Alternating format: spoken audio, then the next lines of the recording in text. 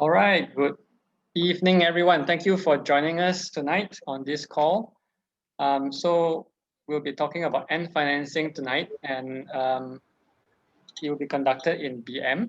So we have with us here Lily, Steve, and Jason from CIMB Bank, and they'll be walking us through this topic. So I'll pass the time now to Lily.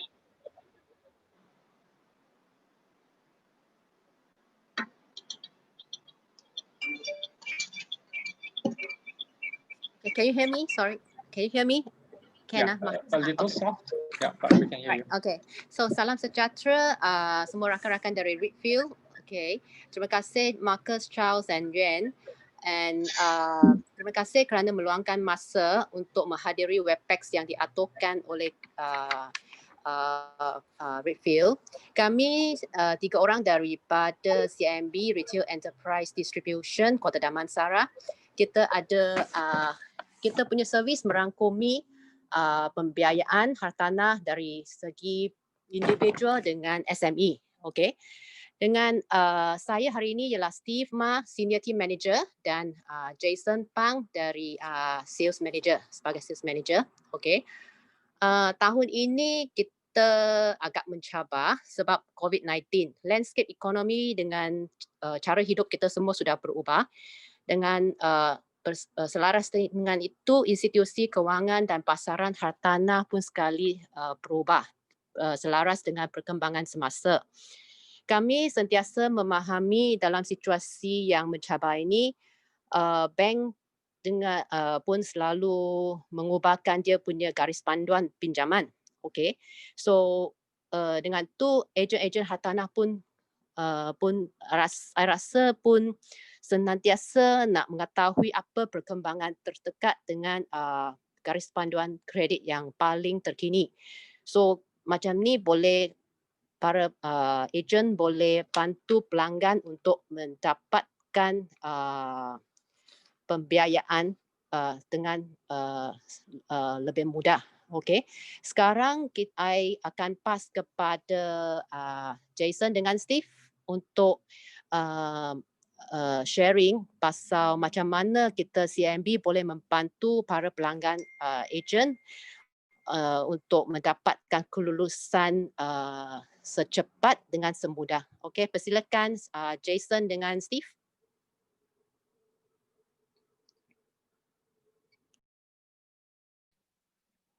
You're muted, Jason. Steve. Okay. Yeah. Okay. Hai semua, boleh dengar? Okay. Saya Jason dari CIMB Bank. Ini Steve. Saya Steve. Okay.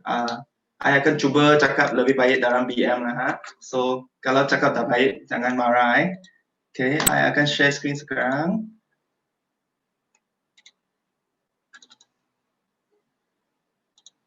Okay. So hari ini kita akan cakap macam mana kita CIMB akan cuba untuk tolong menganalisis dan cuba untuk buat approval untuk housing loan. Okay. Dalam sesi ini, I akan cuba cakap lebih cepat dalam slides, so supaya ada lebih masa untuk Q&A nanti. Okay. So untuk kita CIMB, kita buat property tak kira residential, commercial atau vacant land untuk semua jenis, let's say agriculture, commercial atau residential, kita CIMB pun buat. Semua ikut kegunaan yang tak sama, ikut dan ada margin yang tak sama juga. Okay. So slide yang pertama kita akan cakap apa kelebihan CIMB lah. So yang pertama sekali is individual yang mempunyai nilai aset bersih yang melebihi 1 juta. Yang ini kita panggil high net worth. Ini spesifik untuk individual yang DSR yang sudah bocor. So ini adalah satu kriteria yang boleh tolong mereka ambil loan. Normally orang-orang yang lebih kaya lah boleh fulfill kriteria ini. Yang kedua adalah untuk businessman. So yang ini kita akan calculate kira mereka punya income dari mereka punya penyata bank. Ikut industri yang tak sama, kita ambil percentage yang tak sama. So untuk accountant, professional macam penguam, kita ambil 20%. Yang industri yang common sikit, kita ambil 15% macam retail atau makanan, semua kita ambil 15%. Yang high risk sikit macam jual handphone ke atau construction, kita ambil 10%. So ikut industri yang tak sama lah, kita akan ambil income yang tak sama.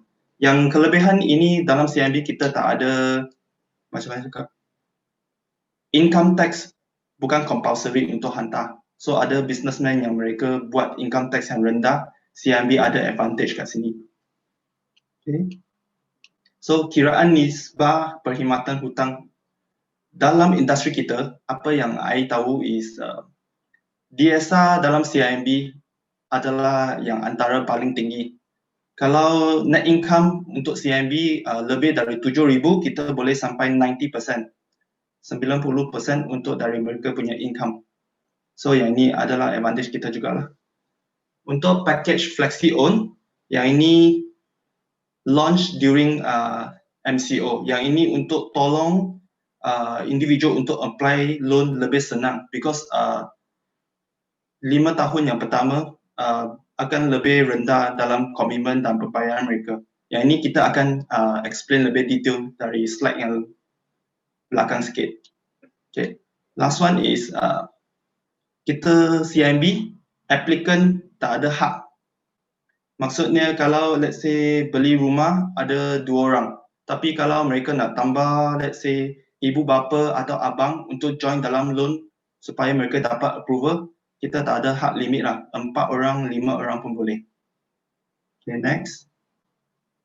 Okay, apa yang CIMB lebih susah untuk dapat loan? Yang pertama is the PTPTN yang buat restructure. So normally kalau customer I takkan suruh mereka pergi buat restructure. Kalau restructure normally akan affect mereka punya rating. So yang ini akan buat few scoring lah. So kalau ada tangguh, let's say dalam 20 bulan juga, cuma suruh customer buat settlement up to date saja. Yang kedua is special attention account, yang ini macam credit card ke personal loan sudah kena ban by the bank. Cuma sertakan account itu, kita sudah boleh proses. Yang ketiga is tak ada secret record yang terlalu baru. So kita akan normally advise customer untuk tambah applicant ke dalam loan.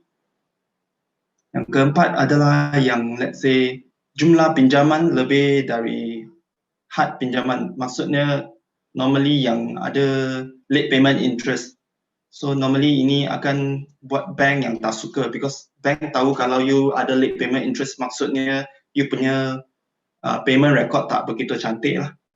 So yang kelima is kalau business yang terlalu baru, kalau kurang dari 2 tahun, normally bank kita tak buat jugalah, kena cari applicant yang lain. Okay, yang terakhir ni memang banyak agent yang tanya.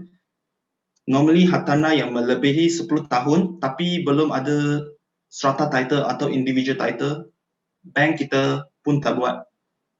Tapi kalau you beli dari CIMB punya auction, yang ini ada exception, kita boleh buat. Yang ini yang tadi cakap kita accept say yang melebihi 1 juta. Dalam ini kita ada beberapa kriteria boleh dapatkan aset yang lebih dari 1 juta. Yang pertama is kalau ada property yang sudah habis loan, so kita ambil 80% dari mereka punya market value. Okay. Yang kedua adalah pelaburan dalam saham Bursa Malaysia ke atau emas, let's say gold investment account, atau apa-apa let's say ASB ke FD, atau let's say EPF, let's say kalau ibu bapa yang sudah bersara ada EPF yang banyak pun boleh tolong dalam fulfill itu kriteria untuk high net worth yang ini kita panggil. Yang ini yang lebih general sikit, kena bagi tahu juga apa dokumen yang perlu untuk permohonan pinjaman.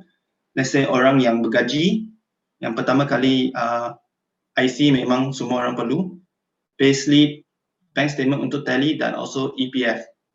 Untuk perniagaan, kita cuma perlu mereka punya SSN and then 6 months punya company bank statement.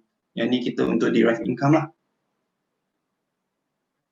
Okay. Kalau let's say you punya main income income utama yang tak cukup, kita boleh ambil yang lain untuk support juga, let's say rental income atau fixed deposit punya interest kita pun boleh tolong, dan bonus income dari company atau dividen dari ASB.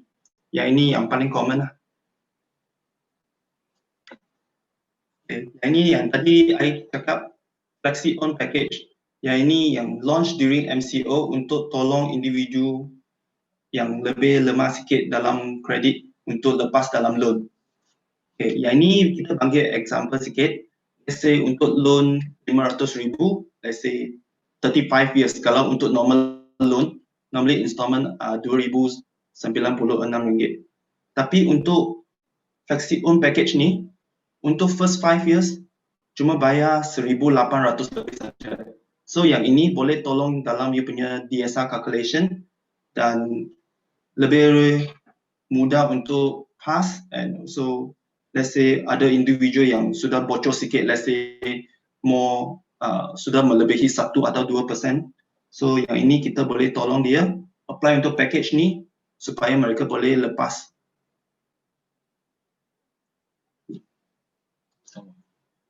Okay, following slide, Steve akan cakap sikit tentang pemaju. Okay, selamat sejahtera. Assalamualaikum. Saudara-saudari, saya Steve dari CIMB.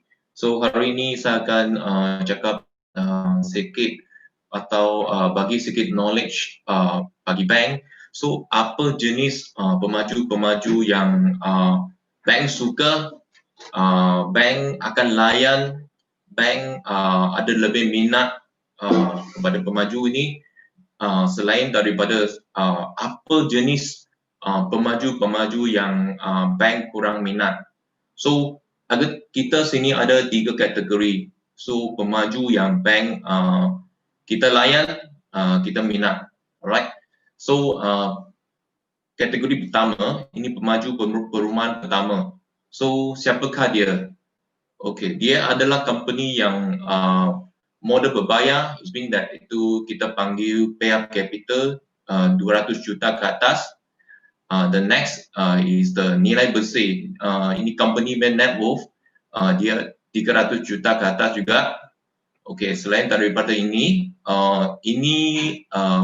banyak company pemaju ini adalah milik kerajaan atau ada gabungan dengan ini kerajaan.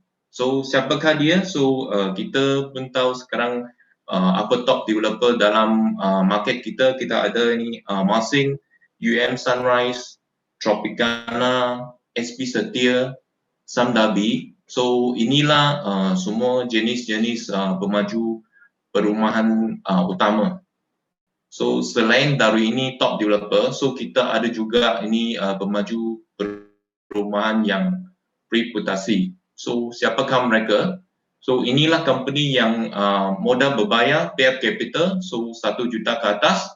So selain daripada ini, so dia punya nilai bersih juga net worth, so 5 juta ke atas. And then the whole life of this pemaju, so dia telah menyiapkan rumah-rumah atau bangsa puri 200 buah ke atas.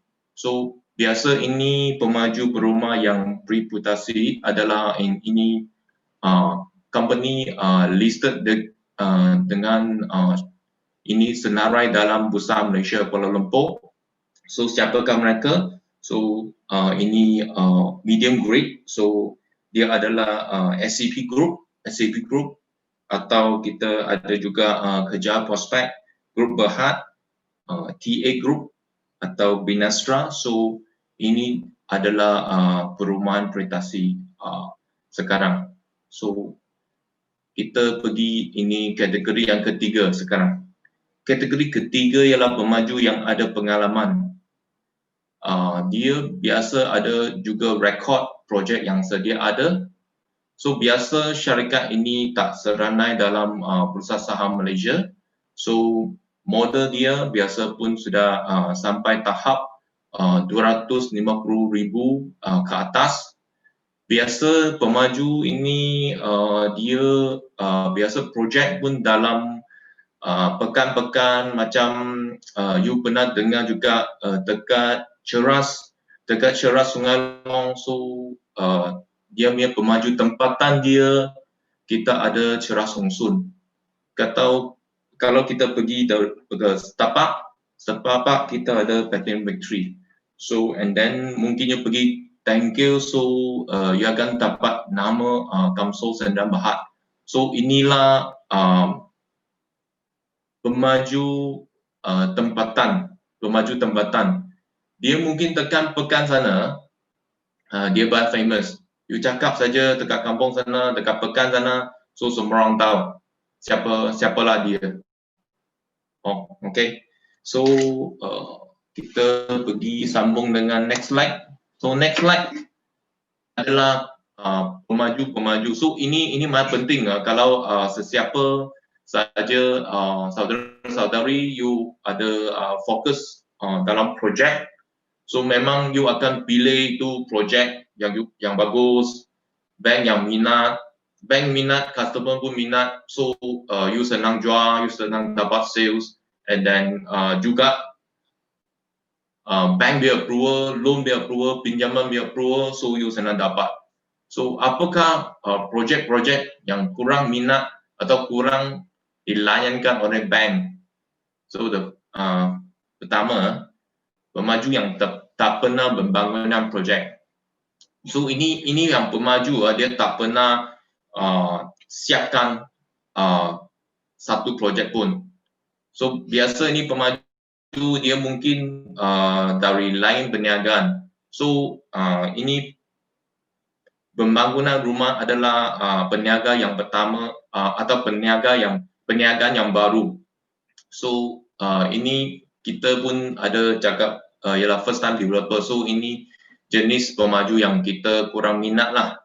So the second jenis atau kategori pemaju yang kurang minat adalah pemaju yang lemah dalam kewangan. So mungkin kita boleh dapat tahu ini pemaju sudah dekat dia punya ini audited report lah. So dia sudah declare banyak tahun mengalami kerugian dalam akaun dia. So sudah banyak tahun rugi. So dia punya kewangan status dia pun kurang baik. So ini pun sejenis developer yang bank tak suka layan lah. Alright. So the next one, pemaju yang senalai hitam KPKT, Kementerian Perumahan. So biasa ini jenis pemaju mungkin dia ada lewat rekod dalam pembangunan perumahan, atau dia ada rekod dia tak ikut arahan yang dibuat oleh Kementerian Perumahan, atau dia ada rekod yang tak baik ke, mungkin ada banyak customer complain ke, itu rumah mungkin dia cakap sudah siap tapi dalam memang tak ada siap, banyak barang lah. So dia akan senalai dalam blacklist dalam Kementerian Perumahan. Another pemaju yang kurang dilayan adalah pemaju dari luar negara. Mengapa ini pemaju jenis ini kita tak suka? Kerana okay, so kalau you pemaju dari luar negara, so mungkin dari example you dari luar negara, kita tak tahu you merekod dekat sana. Mungkin sana you pernah buat pembangunan, tapi kita tak tahu you berkualiti, kita tak tahu you ada siap di rumah ke, kita tak tahu itu pembeli puas hati dengan you punya rumah ke, so itu kita tak tahu. So ini rekod dia pemaju kita pun tak sangat layan lah dalam biasa bank jugalah. Ataupun projek ini pemaju yang jual itu harga sangat tinggi, atau itu projek dia banyak dalam luar dari town. So kemudahan asal tak ada, kita banyak susah untuk memasuki tempat ini. atau dia jalan tak bagus, satu jalan keluar, satu jalan masuk, so it make it kita memang susah untuk tak banyak orang suka lah, because dia mungkin dia main jauh ke, harga main tinggi, so itu juga jenis yang kita tak suka. Bank tak sangat layan lah. So selain daripada ini, so you boleh tengok SOFO, retail lot, atau itu Bangsapuri dekat tempat banginan, bank pun tak sangat layan. So mengapa? So ini reason dia. Okay, you boleh tengok mana di dalam pekan ke dalam bandar, mana ada retail lot yang bisnes bagus, tak banyak. Select asal kalau you pemilik yang sendiri manage itu building, so memang you boleh tengok Wang Utama, Samuel Pyramid. Ini retail lot yang jenis yang bagus, because itu pemilik sendiri yang uruskan itu bangunan. So kalau you cakap retail lot, macam mana kira retail lot? Macam Sungai Wang, dia jenis retail lot, atau Kenanga Wholesale, ini jadi retail lot. So you boleh ada feeling dia macam tadi jadi tak jadi macam tu. So ini yang jenis bank kurang akan layan lah. Okay. Selain daripada ini, another one, tanah dekat sisi bukit atau dekat sebelah gunung. So ini yang kita kurang layan kerana sangat bahaya lah. Takutlah tanah runtuh. Nanti tanah sudah runtuh itu rumah tak ada orang mau. Itu pemilik pun tak akan pergi bayar banknya itu pinjaman. So ini bank akan kurang layan lah. The last one ini yang last sekali. So ini projek-projek pembangunan dekat ini tanah perkuburan atau TNB substation pun kurang, bank kurang layan actually, kerana kebanyakan customer pun kurang suka lah. Takut lah, banyak customer takut nenek moyang tinggal sebelah lah. Atau you keluar dari pintu besar, you nampak banyak itu TNB besar depan you, so you akan ada feeling lah kurang selesa. So ini adalah tempat-tempat yang kurang customer minat lah, so bank pun tak minat. Okay, sebelum kita pergi Q&A, so nak brief sikit dengan resale value. So mungkin saudara-saudari you akan ada feeling sikit. So recently mungkin kebanyakan yang saudara-saudari you orang ada buat sub sale, so you akan ada itu feeling value banyak susah nak dapat. So ada apa cara kita sekarang boleh kita boleh enhance, kita boleh dapat itu harga hartanah yang lebih tinggi. So mungkin semasa you boleh bagi kita check value, semasa bagi kita check value, so you boleh bagi tahu kita berapa sewa itu hartanah boleh dapat. So you bagi kita, atau dia ada buat apa-apa ubah suai, so berapa cost, berapa wang dia sudah bayar untuk convert ini rumah jadi lebih cantik, apa dia sudah buat, apa ubah suai dia sudah buat, atau mungkin you ada jual ini commercial property ini commercial property itu rumah kedai. So you mungkin boleh bagi kita tahu ini rumah kedai ini facing jalan utama ke atau jalan dalam ke, you mungkin bagi kita tahu. Kalau jalan utama memang itu harga akan tambah sikit lah. So selain daripada ini, mungkin ini rumah kedai sebelah CIMB Bank ke, sebelah Maybank ke, apa-apa bank ke. So ini juga akan add value lah. Kalau satu rumah kedai you sebelah bank atau you sebelah brand yang banyak berjenama like 99 Speedmark. So ini barang, ini rumah kedai akan harga akan baik sikit, tinggi sikit. And then you boleh tengok rumah kedai yang sebelah bank berjenama atau CIMB Bank yang you cakap saja itu brand you sudah tahu yang so you senang sewa juga. So itu harga, that's why dia tinggi sikit. Okay, kita sekarang kita boleh start kita punya Q&A. So saudara-saudari ada apa soalan-soalan, so you boleh tanya sekarang. So kita akan jawab sekarang juga.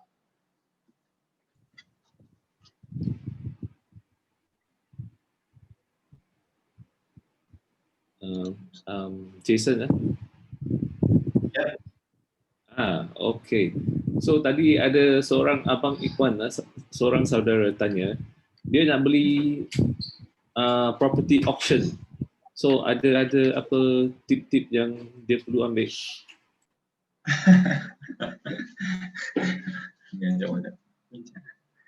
Okay, kalau you minat untuk CIMB auction, so you boleh pergi kita punya CIMB Property Mart. So sana you boleh dapat semua listing sana. So ada banyak bagus cantik di rumah, you boleh pilih sana lah. So tapi kalau you beli rumah dari auction, so memang you apa yang barang yang you kena buat you punya perhatian yang paling utama is ini customer dia ada hutang apa-apa management fees ke, atau ada apa dia hutang, atau itu Indah Water semua dia ada hutang berapa, so ini you kena tahu lah. And then lagipun itu title atau kita panggil itu gelan-gelan, so ada kebit tak, ini barang you kena tahu lah. You boleh check dengan solicitor, so solicitor akan advice bagi itu advice bagi you. Inilah barang kita kena ambil perhatian semasa you pilih itu atau beli itu rumah auction lah. Mungkin juga you kena you mungkin boleh pergi sana tengok masih ada orang tinggal tak. Kadang ada orang tinggal so you cara beli you dapat halau dia keluar tak. So ini pun barang yang you kena fikir dululah semasa you beli auction. Tapi harga memang auction yang murah lah. Okey, balik kepada jawapan yang tadi Jason bagi yang kalau kita pergi tengok rumah tu, kalau kita nampak orang macam gangster, so jangan auction rumah tu lah. Kalau saya akan avoid lah. Kalau tengok orang yang di dalam boleh bully dan boleh beli lah. Adakah itu satu Ada lah, tapi you kena guna legal punya on your way to halau mereka. Because okay. ada customer yang feedback kalau let's say ada dulu orang yang ada, because some of them ada senjata, let's say askar atau mereka dapat halau mereka, so lebih susah sikit lah kalau situasi macam ini.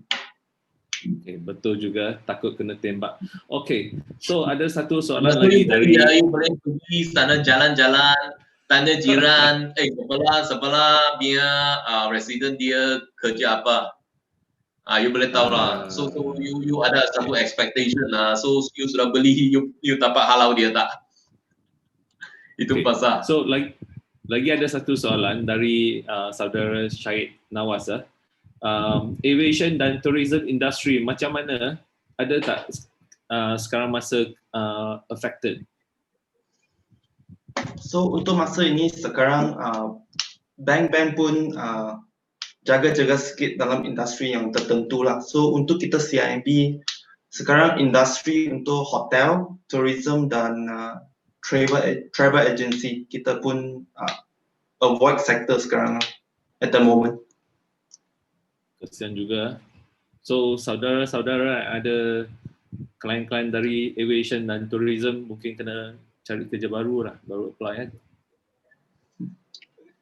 Okay.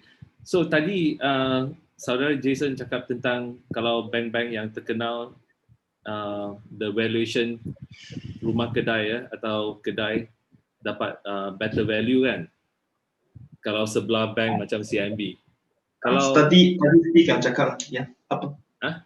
betul Ya. kan? Tadi yang saya jelaskan tadi. Oh, Steve okey. sini. Oh, Steve, okey. No problem. So, Steve, kalau bank muamalat macam mana juga? So, adakah dia sama reputasi dengan CIMB, dapat sama value? Asal you sebelah bank apa pun akan add value. You boleh tengok lah. itu kedai semua. Kalau you sebelah bank, you sewa pun senang. Itu orang sudah sewa.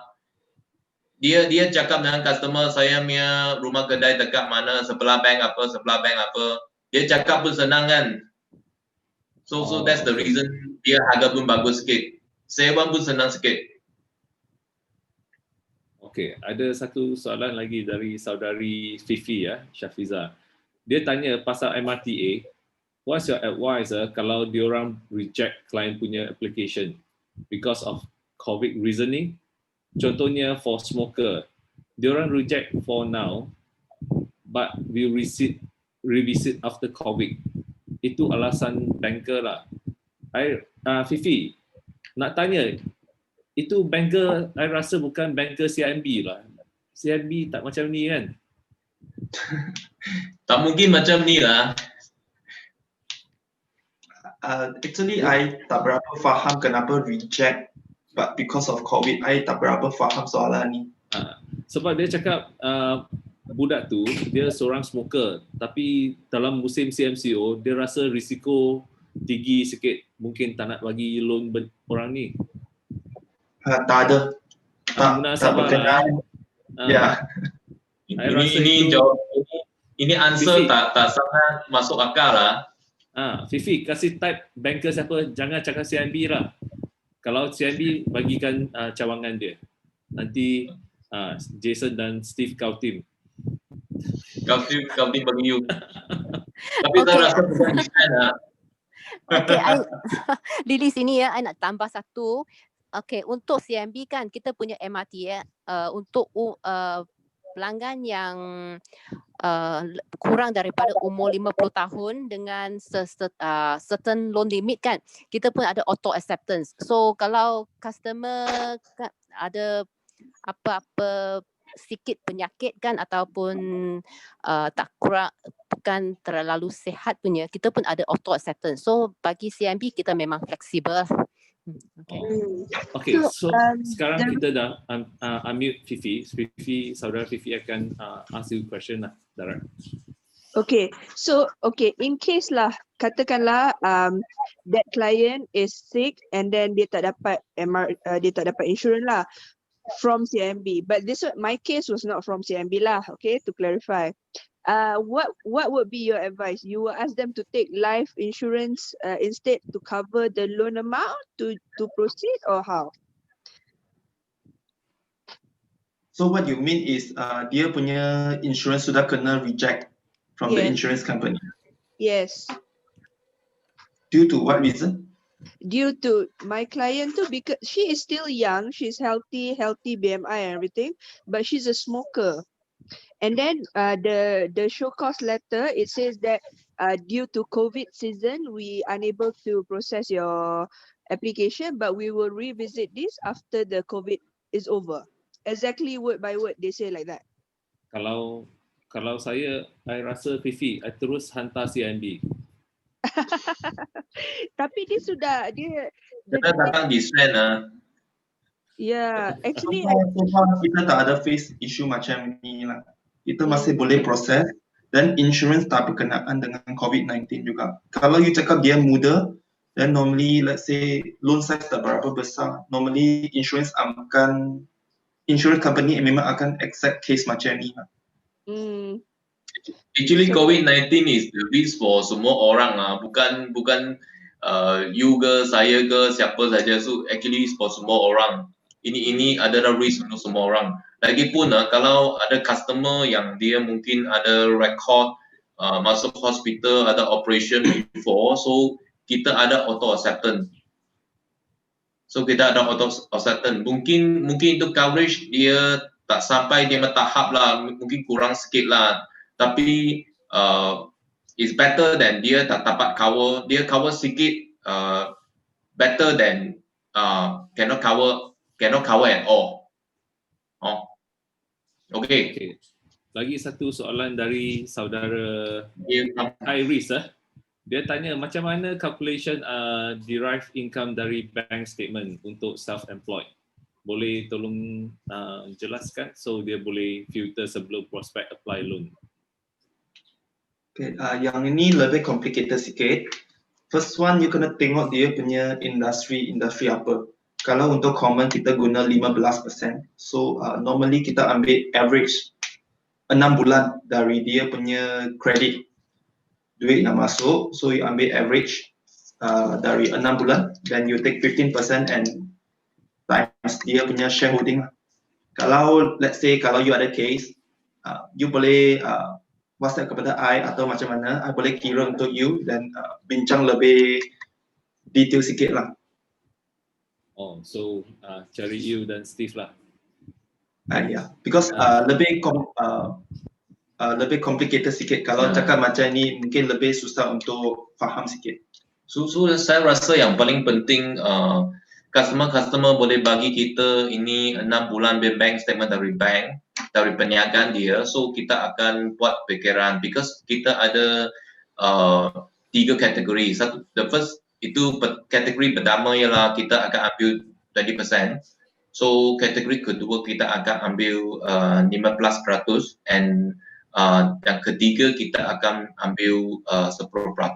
So kita actually tak nak ada apa kesalahan, so is lebih baik so you boleh bagi kita 6 bulan iaitu bank statement dari customer. So kita akan buat ini pengkiraan tertaruh kepada itu purchaser punya perniagaan yang dia buat. So you bagi kita kira so lagi tepat. Okay. So Steve dan Jason nak tanya satu lagi soalan. Kalau macam pelanggan dia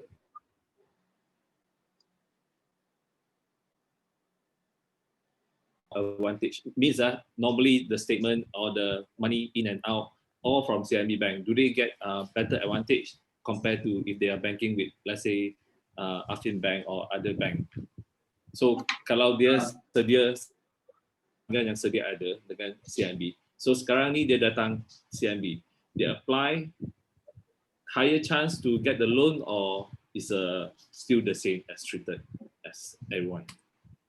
Kalau you punya bank account dengan CIMB, memang lebih ada advantage compared to other bank because you have a relationship with CIMB already. So relationship adalah satu key to yes, it's an advantage. Okay. Harap saudari District View dengar. So kalau nak loan senang dapat dari CIMB, make sure client also banking with CIMB. Okay. Ada satu soalan dari Miss Lia. Dia tanya macam mana kalau rumah tu banglo dah 45 tahun or more tapi well maintained and went through rental works sini sana lah sikit-sikit over the years, and if potential buyer nak beli dan minta loan, bank akan minta drawing ke? That's one. And then the second thing is tapi rumah itu banglo lama memang tak ada drawing, macam mana case yang macam ni? Okay, so case macam ni kalau tak ada drawing tak apa. Tapi kalau let's say buyer ada beli, normally S&P akan cakap build up size dia dan land size dia. So normally masa kita submit loan, kita kena check value dengan valuer. So untuk bungalow normally valuer memang akan tanya info-info macam ni. Apa build up size untuk rumah tu. Dan kalau you boleh bagi yang accurate, so kita akan pass this info to the valuer. So when valuer buat site visit, that is the finalized value. Okay. Kita tak payah drawings lah, but normally kalau let's say kalau you ada approval plan or dalam SPA ada floor plan, dia lebih baik lah. Tapi it's not a compulsory thing lah. Is also back to the yang valuer tengok kan, dia jangka harga kan. Yes. Yes. Selain daripada itu juga, kalau you jenis banglo, so paling baik you boleh dapatkan you punya itu ada CF copy ke, atau ni rumah actually you tahu ni rumah yang you sendiri buat ke, atau itu owner sendiri buat ke, atau pemaju yang buat lebih senang sikit. Kalau ada siapa atau pembeli, you punya pembeli atau valuer nak dapatkan CF, kalau you pemaju yang siapkan you punya rumah, so you boleh dapat dari pemaju. Even though ini rumah yang lama, tapi biasa pun pemaju office dia akan simpan itu record. So you boleh dapat dari pemaju office. So mungkin you boleh kemukakan you adalah owner untuk unit ini. So ini projek yang you punya company yang dahulu siapkan. So you kemukakan you ownership kepada pemaju office. So dia akan bagi you satu kopi lah. Okay, Steve. We come to another situation.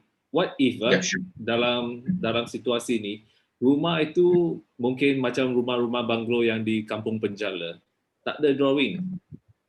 Orang-orang yang tinggal kat kampung tolong dirikan. So banglo juga tak ada drawing lah. You tahu lah 50 tahun lah lepas, 45 tahun lepas.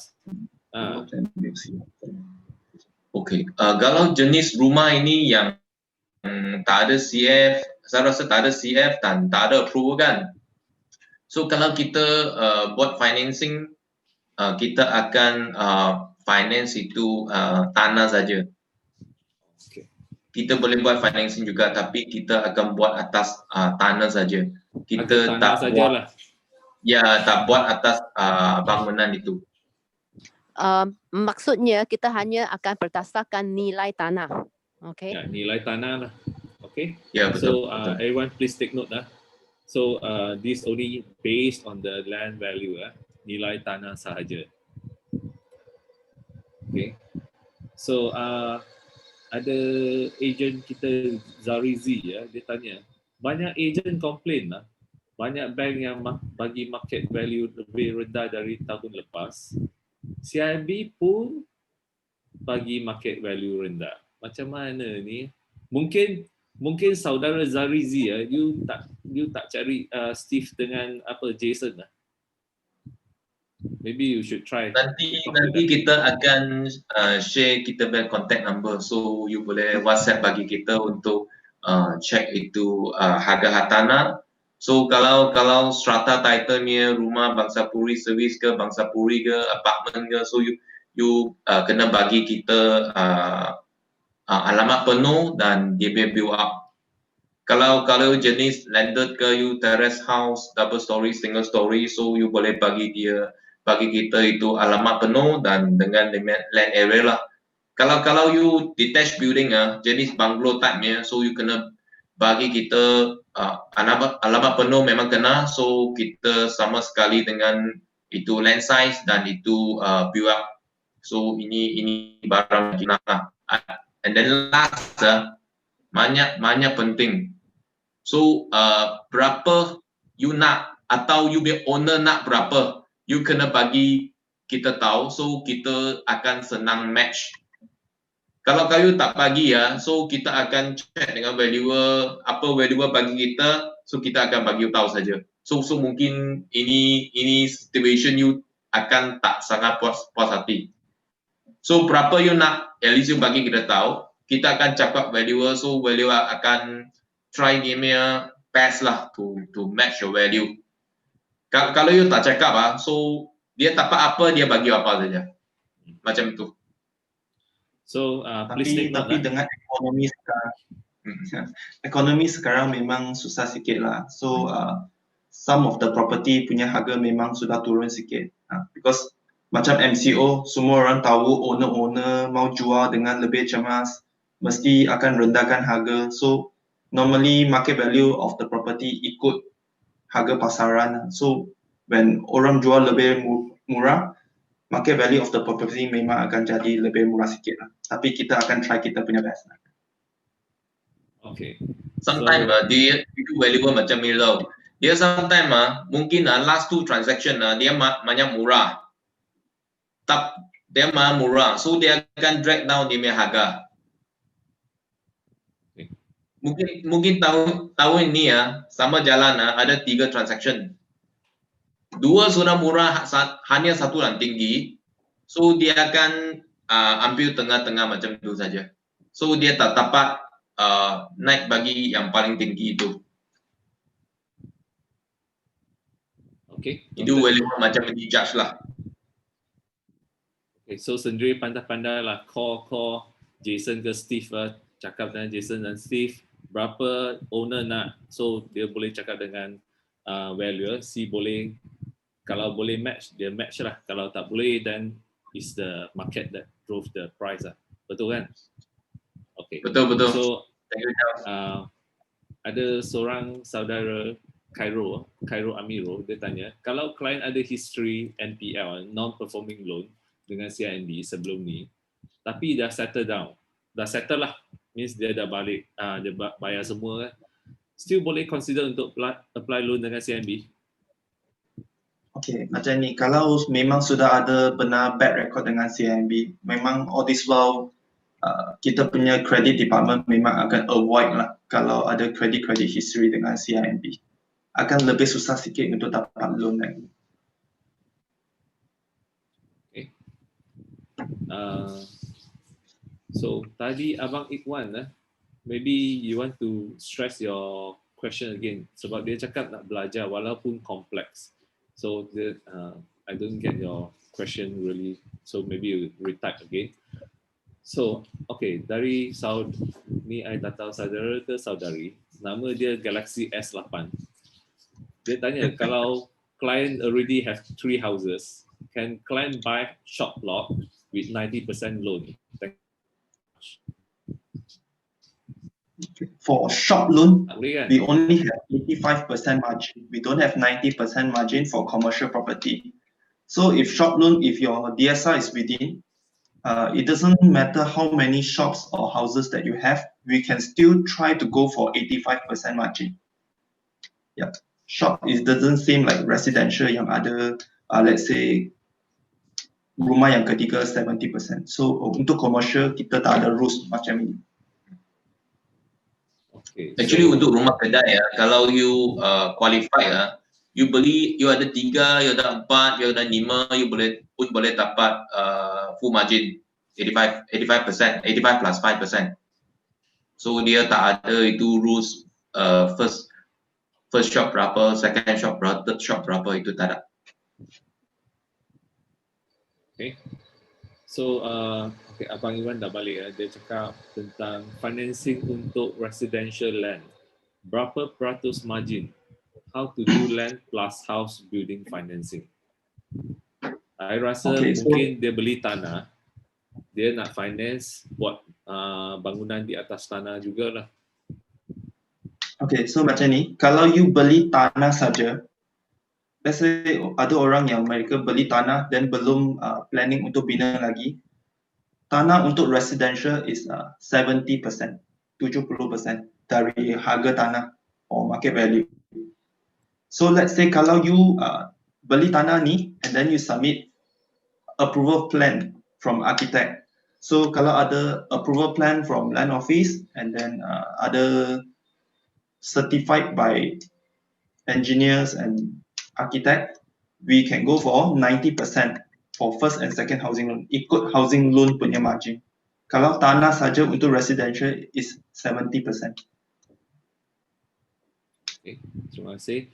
So saudara Louis Chen dari Johor, dia tanya, dia jual hak tanah di Johor. So dia nak pass case bagi Jason dan Steve dekat KL, boleh ke? Johor lah. Boleh. Johor. So kalau because of kita punya bank policy, kita kena KYC dengan customer lah. So kalau hak tanah di Johor tapi customer ada di KL, kita masih boleh buat lagi. Oh, so macam mana qualify? Tengok IC kat KL atau dia mungkin IC yang tengah 14 KL lah, tapi tinggal kat Johor, alamat Johor. As long as customer boleh datang jumpa kita, dan kita boleh buat. Oh, okay. So this is a secret lah. Diam-diam datang, sunyi-sunyi datang sini lah. KL. So Suryanti Ramli tanya, Grab driver layak tak untuk buat pinjaman perumahan? If yes, what's the requirement? For now, polisi bank kita belum lagi recognize income untuk Grab driver lagi. So for now kita tak boleh buat untuk Grab driver. Oh, walaupun dia bawa 20 jam sehari pun No. tak recognize lah. Because dari kredit kita tak dapat justify dia punya income. Unless dia kerja di Grab punya company with fixed salary, ada EPS semua, dan kita boleh buat. Kalau driver kita tak dapat buat pada masa sekarang. Kesian juga. Okay. Boleh ambil loan tanpa MRTA atau MLTA dengan CIMB? Okay. Sekarang kita apply loan, MRTA atau MLTT kita tak cakap compulsory punya. Tapi untuk dapatkan lebih rendah punya interest atau package yang lebih cantik, management memang akan require untuk MRTA atau MRTT lah, baru kita boleh fight for better package for customer. But it's not compulsory. Okay. Seorang ejen, saya tak tahu ni ejen kita ke siapa, tapi nama dia Oppo. Dia tanya, rent senang tak nak lulus loan? Saya rasa rent pun kena ada pendapatan lah. Kalau rent yang tak ada pendapatan, memang susah nak dapat loan kan. Consistency lah, I believe. Is that the requirement? Untuk property agent kita pun ambil 6 months average income. So let's say kalau you ada 2 bulan tak ada income, tapi ada 4 bulan income yang sangat baik. So normally kita akan ambil average lah 6 bulan.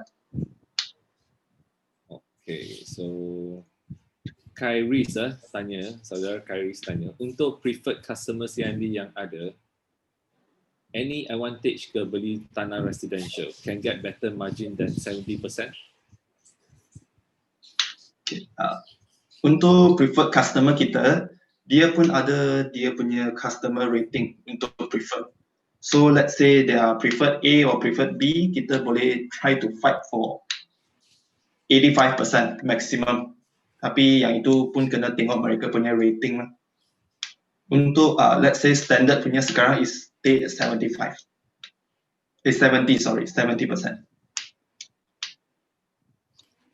Okay, so saudari Fazana, dia ada satu soalan. I rasa last one lah. If you all still have any soalan, just throw in the chat box, so at least I can help you to ask Jason and Steve. So saudari Fazana, she asked, kalau untuk subsale, kena bayar ada fee, macam lawyer fee, valuation fee, stamp duty dan lain-lain. Semua itu boleh masuk dalam housing loan tak?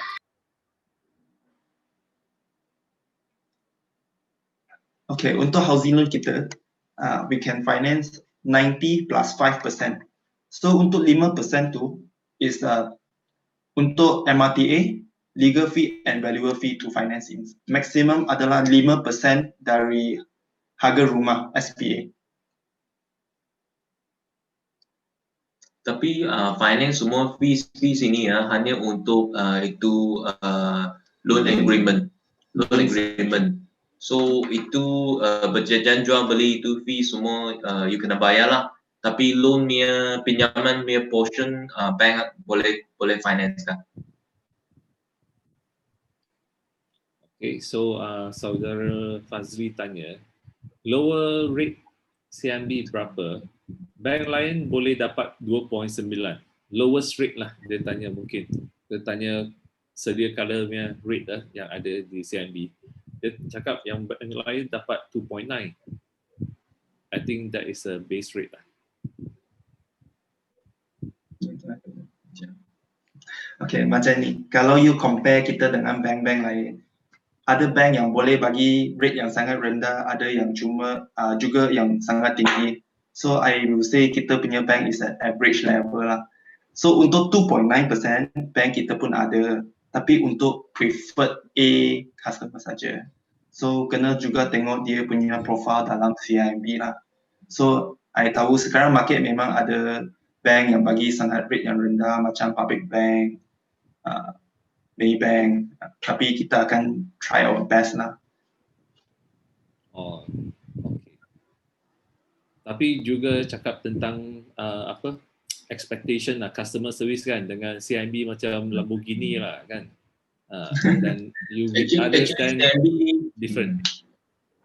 Actually CIMB kita punya kelulusan punya kriteria kita lebih cepat, lebih senang dan syarat-syarat pun reasonable.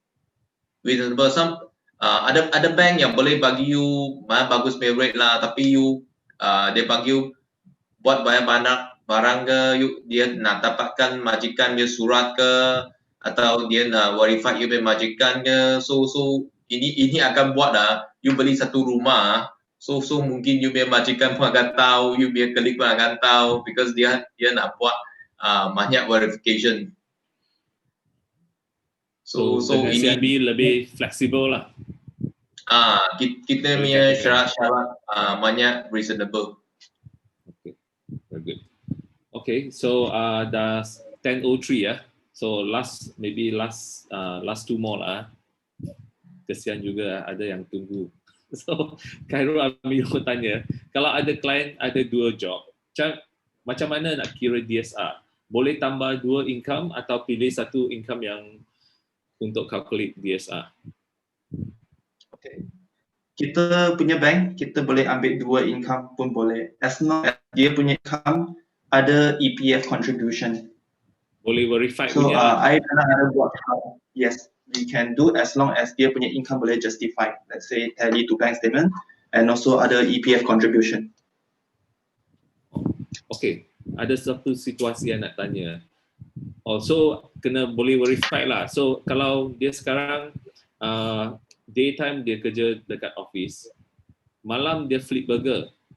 Dia flip burger pun kena flip dekat Burger King lah, baru boleh dapat lah the income. So kalau dia buat part time, let's say malam, kalau ada EPF from Burger King, yes, kita boleh ambil in. Tapi jalannya tak boleh lah. So pandai-pandai pilih kerja. Tepi jalan ada yang tepi jalan ada buat banyak duit punya. Kalau ada SSM, company bank statement, kita pun boleh buat. So let's say bagi situasi ada orang yang kerja, tapi dia ada business sendiri juga. Yang itu boleh consider ada 2 income juga. That's very good. Flexi loan. Mungkin pagi petang you kerja, lagi malam you keluar berniaga, so you ada SSM, itu semua boleh masuk kira. So Mizi tanya, flexi loan CIMB Sharia compliance ya? Yes, Yes. have Islamic loan. Yeah. Okay. You nak Islamic ada, you nak conventional juga ada. Up to the client to choose. Okay, the next question saya rasa memang penting untuk semua agent lah. Dia saudari Fifi dia tanya CIMB still no commission for agent. Dia nak sokong CIMB, tapi kadang-kadang saya rasa minyak kereta semua kena subsidize lah. That's why dia tanya soalan ni.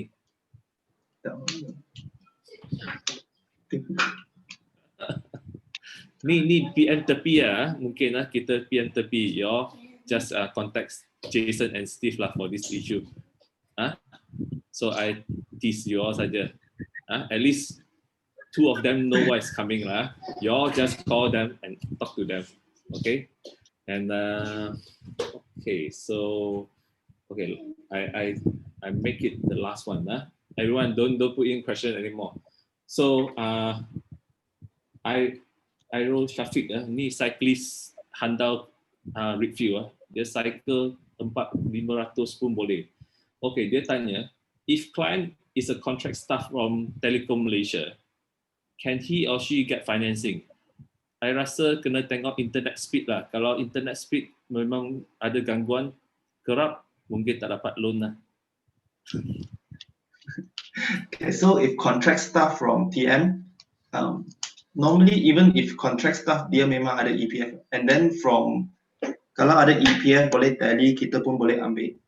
So and then kalau you are staff from TM, even your contract staff, normally is direct credit from TM as well. So dari bank statement kita boleh nampak dia punya salary credit dari TM. Memang dia boleh buat financing, kita tak reject application macam ni punya. Okay, that's all for today. So before we end the session, maybe you all wanted to say something appreciation to this Steve and Jay as well. Tapi ya,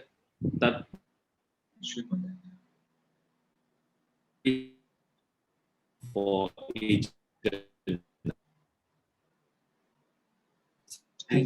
UP PM tepi, Jason dengan Steve, settle this ni bisik-bisik tepi lah. Okay, so thank you very much. Terima kasih to saudara Jason and saudara Steve, dan of course to Lily lah for the session and the arrangement. Okay. This is our contact. Kalau ada apa-apa boleh call kita atau WhatsApp kita. Thank you. Okay, Thank you. saudara. Thank you. Terima kasih. Selamat malam. Jangan tutup dulu screenshot. Mereka yang ingin hubungi Steve dengan Jason, screenshot yang ni, especially for Fifi memang telefon mereka dua. Malam ni pun boleh lah. Saya rasa dia tak tidur sekarang, so you just belum lagi ask about that. hari masih awal sekarang. Okay, thank you very much. Okay, before you guys go, we have a few announcements.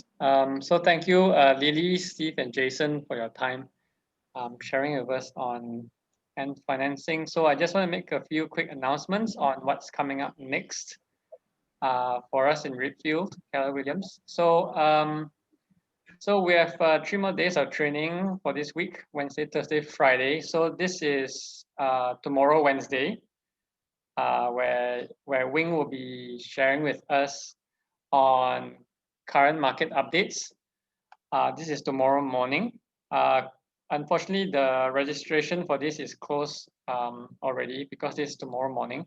But if you would still like to know about what he has to share, the recording of his session should be available over the next few days after his session is done.